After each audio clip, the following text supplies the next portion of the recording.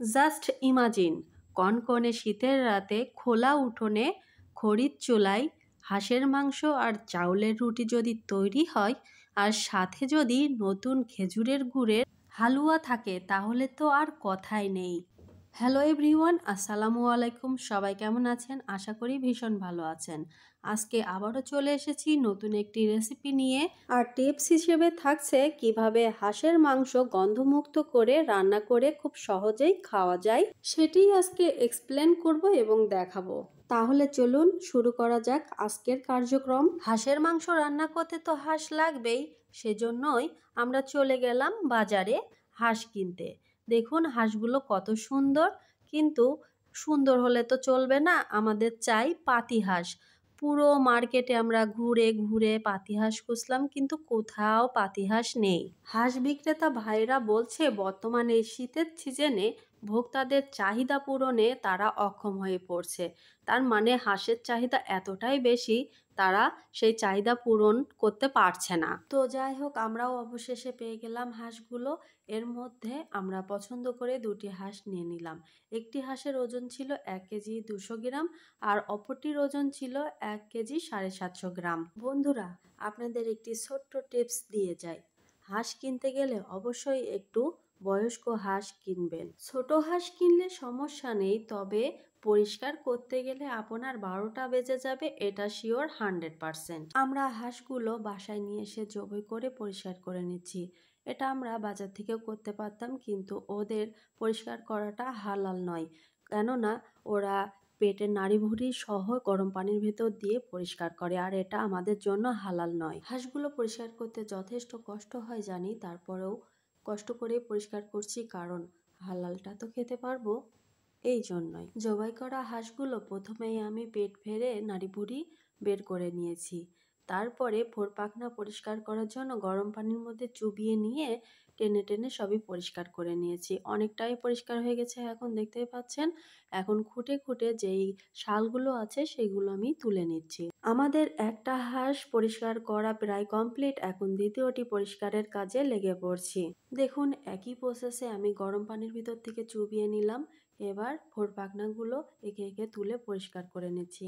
আর আমার হাঁসের পেটটা দেখেন কাটা, ওখান থেকে আমি নাড়িভুড়িগুলো আগেই বের করে পরিষ্কার করে নিয়েছি, তারপরে গরম পানিতে চুবিয়েছি। হাঁসগুলো বয়স্ক বলে আমার পরিষ্কার করতে অনেক সুবিধা হয়েছে, অল্প সময়ের মধ্যে আমি পরিষ্কার করে ফেলতে পেরেছি। বয়স্ক হাঁসের পাখনাগুলো বড় হয়ে যায়, সেজন্য ভেতরে এই শালগুলো কম থাকে, আর ছোট হাঁসের পাখনা নতুন নতুন গজাতেই থাকে, সেজন্য এর ভেতরে অনেক পাখনা থাকে, যার কারণে পরিষ্কার করতে ভীষণ কষ্ট হয়। আর আমার একটি হাঁসের মধ্যে ডিম ছিল, তাহলে বুঝতেই পাচ্ছেন আমি কিন্তু হাঁসগুলো কিনে একদম জিতে গেছি। শীতের সময় হাঁস পাটি করবেন অথচ হাঁস পরিষ্কার করার কষ্ট সহ করবেন না, তা তো হয় না। যারা হাঁস খেতে ভীষণ পছন্দ করেন এবং পেরায় পেরায় রান্না করে খান, তারাই আসলে জানে যে এই হাঁস রান্না করে খাওয়াটা এতটা সহজ নয়। তো যাই হোক বন্ধুরা, তোমরা দেখতেই পাচ্ছ আমার হাঁসগুলো পরিষ্কার করা সম্পূর্ণভাবে কমপ্লিট। এখন আমি একটু পুড়িয়ে নিচ্ছি হাঁসগুলো। হাঁসগুলো পোড়ানোর পেছনে বিভিন্ন কারণ রয়েছে। পোড়ানোর কারণে এর গায়ে যেই হালকা পশমগুলো থাকবে সেগুলোও গায়েব হয়ে যাবে, আর তাছাড়াও হাঁসের ভেতরে যে স্মেলটা, গন্ধটা থাকে, সেটাও উধাও হয়ে যাবে এই পোড়ানোর কারণে। হাঁসগুলো পোড়ানো হয়ে গেলে আমি কেটে কেটে ছোট ছোট পিস করে নিচ্ছি। আমার হাঁসের গায়ে এখনো কিন্তু যথেষ্ট লোম রয়েছে, সেগুলো আমি খুঁটে খুঁটে পরিষ্কার করে নিব। হাঁসের মাংসটি কড়াইয়ে যাওয়ার আগ পর্যন্ত আমি এটি পরিষ্কার করেছি। তো যাই হোক, আমার কিন্তু হাঁসগুলো ফাইনালি পরিষ্কার করা কমপ্লিট। এখন আমি এগুলো ধুয়ে নিচ্ছি। ধুতে ধুতে কোনো পশম বা ময়লা আমার চোখে পড়লেও সেগুলো আমি পরিষ্কার করে নিচ্ছি বারবার। তো যাই হোক বন্ধুরা, এখন আমি মাংসটি রান্না করব, সেজন্য কড়াইয়ে প্রথমে পরিমাণ মতো তেল দিয়ে নিলাম। এবার দিয়ে দিলাম পেঁয়াজ কুচি আর কিছু চেরা কাঁচা লঙ্কা। এখন পেঁয়াজগুলো হালকা একটু নাড়াচাড়া করে ভেজে নিচ্ছি। এরপরে দিয়ে দিব বাটা মশলা। প্রথমেই দিলাম পেঁয়াজ বাটা আর রসুন বাটা। এরপরে দিচ্ছি আদা বাটা ও জিরা বাটা। এরপরে দিয়ে দিব গোলমরিচ ও এলাচ বাটা। নেক্সটে যে মশলাটি দিচ্ছি এটা আমার সিক্রেট মশলা, এটি আপনি ব্যবহার করলেও করতে পারেন, না করলেও করতে পারেন, কোনো প্রবলেম নেই। মশলাগুলো নাড়াচাড়া করে একটু কষিয়ে নিলাম আর দিয়ে দিলাম হলুদ গুঁড়া। এরপরে দিয়ে দিলাম স্বাদ মতো নুন, তারপরে দিব শুকনো লঙ্কার গুঁড়ো। এরপর মশলাগুলো নাড়াচাড়া করে খুব ভালোভাবে কষিয়ে নিতে হবে এবং লাস্টে দিয়ে দিতে হবে ধনিয়া গুঁড়া। এরপরে দিয়ে দিব দারুচিনি আর তারপরেই থাকছে তেজপাতা। তেজপাতাটা দিয়ে একটু নাড়াচাড়া করে নিলাম। এরপরে দিয়ে দিলাম এলাচ। মশলাগুলো অনেকটাই ভাজা ভাজা হয়ে এসেছে। এ অবস্থায় আমি মাংসগুলো একে একে সবই দিয়ে দিচ্ছি। যেহেতু খড়ির চুলায় রান্না করছি সেহেতু আমার মশলাগুলো খুব ঘন ঘন নাড়াচাড়া করতে হচ্ছে, তা না হলে মশলাগুলো নিচ থেকে পুড়ে যাবে।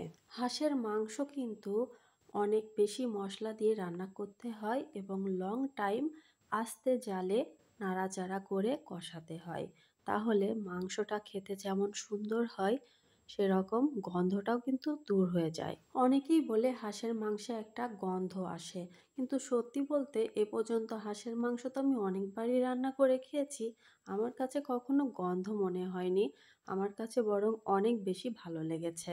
প্রসেসিংটা সুন্দরভাবে করলে গন্ধ লাগার কোনো কারণই থাকে না। প্রিয় দর্শক, একটি বিষয় আপনাদেরকে দেখাতে এবং জানাতে ভুলে গেছি, আর সেটি হলো মাংস যখন আমি ধুচ্ছিলাম সেই সময় আমি একটি লেবু ব্যবহার করেছিলাম গন্ধ দূর করার জন্য। তো যাই হোক বন্ধুরা, আপনাদের সাথে গল্প করতে করতে আমার মাংস কিন্তু প্রায় ভাজা ভাজা হয়ে এসেছে। মাংস হতে যে সকল আগলা পানি বেরিয়েছিল সেগুলো কিন্তু শুকিয়ে গিয়েছে। এখন আমি কষানোর জন্য কিছুটা পানি অ্যাড করে দিলাম। কষানোর পানি কমে আসলে সেই সময় দিয়ে দিব চুই ঝালের টুকরো। দেখতেই পাচ্ছেন চুই ঝালগুলো আমি কেটে ধুয়ে একদম পরিষ্কার করে নিয়েছি। এখন এগুলো দিয়ে দিচ্ছি। এবার খুব ভালোভাবে নেড়ে চেড়ে শেষ কষানোটা কষাতে হবে। একদম ভাজা ভাজা করে ফেলতে হবে, তাতে মাংসর ভেতরেও মশলাগুলো খুব ভালোভাবে চলে যাবে আর চুই ঝালের মধ্যে তো যাবেই। আর তাছাড়াও চুই ঝাল হতেও একটি ঝাল ঝাল ফ্লেভার তো ছাড়বেই। হাঁসের মাংসটি কষানো সম্পূর্ণভাবে কমপ্লিট। এখন ঝোলের জন্য আমি পানি অ্যাড করে দিলাম। একটি চুলায় হাঁসের মাংস রান্না হচ্ছে, অন্য চুলায় চাউলের রুটি বানানোর কার্যক্রম চলছে। আমার দেওয়া গত ভিডিওর মধ্যে কিভাবে সফট করে চাউলের রুটি বানানো যায় সেটি দেওয়া আছে। আপনাদের কারো যদি দেখার প্রয়োজন হয় সেটি দেখে শিখে নিতে পারেন। এখানে আমি আলাদা করে সেগুলো আর দেখালাম না। এরকম কনকনে শীতের রাতে চাউলের রুটি আর হাঁসের মাংস জবরদস্ত একটি ব্যাপার। আর সাথে যদি নতুন খেজুরের গুড়ের হালুয়া থাকে তাহলে তো আর লাগেই না। তো যাই হোক, এদিকে হাঁসের মাংস রান্না করা অনেকটাই কমপ্লিট এবং শেষ অবস্থায় ডিমগুলো আমি দিয়ে দিলাম, যে ডিমগুলো হাঁসের পেট হতে পেয়েছিলাম। তো ডিমগুলো সেদ্ধ হয়ে গিয়েছে এতক্ষণে। আর এই অবস্থায় আমি কিছু গুঁড়া মশলা দিয়ে দিব। আর গুঁড়া মশলার মধ্যে থাকছে ভাজা জিরা গুঁড়া আর ভাজা দারুচিনি ও এলাচ গুঁড়া, যেগুলো দিয়ে একটু খুব ভালোভাবে নাড়াচাড়া করলেই তৈরি হয়ে যাবে আমাদের হাঁসের মাংস সম্পূর্ণভাবে। আর এটা কিছুক্ষণ পরেই তেল ছাড়াবে। এখন যেহেতু চুলার উপরে আছে এবং জালটাও অনেক জোরে জ্বলছে, তাই তেলটা ছাড়াচ্ছে না। বলে রাখা ভালো, আপনি মাংস যতই রান্না করুন এবং যে মাংসই রান্না করুন না কেন আর যত মশলাই দেন না কেন, শেষ পর্যায়ে এই ভাজা মশলা না দিলে মাংসের আসল ফ্লেভারটাই আসবে না, গন্ধটাই ছাড়বে না। ভাজা মশলার ব্যাপারটাই অন্যরকম। তো প্রিয় দর্শক, দেখতেই পাচ্ছেন আমার রান্নাটা কিন্তু সম্পূর্ণভাবে কমপ্লিট। এত লোভনীয় খাবার সামনে থাকলে কেউ আমার ভিডিও করা বা ছবি তোলার জন্য অপেক্ষা করবে না। তাই মাংসের উপরে তেল ওঠার আগেই আমি ছবিগুলো তুলে নিলাম। এবার আমরা রুটি ছাকার কাজে লেগে পড়লাম।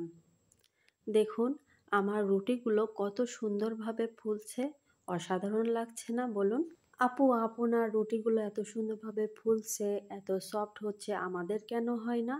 এই সকল প্রশ্নের উত্তর এবং সমাধান পেতে আমার গত ভিডিওটি ঘুরে আসতে হবে, যেখানে চাউলের রুটি সফট করে বানানো এবং বিভিন্ন ছোট ছোট টিপস দেওয়া আছে। সেখান থেকে ঘুরে আসলেই আপনারা সেগুলো জানতে পারবেন এবং শিখতে পারবেন আশা করছি। আর আমার মতো রুটিগুলো এভাবে আপনাদেরও ফুলবে এবং সফট হবে আর খেতেও ভীষণ মজা লাগবে। কেউ যদি কোনো কিছু কষ্ট করে করে আর সেটার জন্য কেউ প্রশংসা পায়, তার জন্য কিন্তু ভীষণ ভালো লাগে। আর আমার রুটি বানানোর জন্য শ্বশুরবাড়িতে এবং বাপের বাড়িতে প্রচুর পরিমাণে প্রশংসা রয়েছে। বন্ধুরা, রুটি বানানো তো শেষ, তাই এখন চলে এসেছি হালুয়া বানাতে। আর আজকের এই হালুয়াটি কিভাবে বানালাম সেটার সম্পূর্ণ ভিডিও দেওয়া আছে গত ভিডিওতে। আপনি যদি এই হালুয়াটি বানাতে চান এবং শিখতে চান তাহলে অবশ্যই আমার ভিডিওটি দেখে আসতে হবে। নতুন খেজুরের রসের নতুন গুড়, আর এই গুড় দিয়ে নিত্যদিন এখন কম বেশি পায়েস, ক্ষীর, পিঠা, নানান জিনিস বানানো হবে। কেননা এই গুড়গুলো সারা বছর পাওয়া যায় না, আর পাওয়া গেলেও এখনকার মতো স্বাদ লাগবে না। তো প্রিয় দর্শক, আমার আজকের ভিডিওটি যদি আপনার কাছে ভালো লেগে থাকে তাহলে অবশ্যই একটি লাইক, একটি কমেন্ট ও একটি শেয়ার করে দিবেন এবং পরিবারের সবাইকে দেখার সুযোগ করে দিবেন। আর খুব বেশি ভালো লেগে থাকলে অবশ্যই সাপোর্ট করে পাশেই থাকবেন। নেক্সটে আবারও নতুন কোনো রেসিপি নিয়ে আপনাদের সামনে হাজির হয়ে যাব খুব শীঘ্রই। ততদিনে সবাই ভালো থাকবেন, সুস্থ থাকবেন। আজকের মতো এখানেই শেষ করছি। আল্লাহ হাফেজ।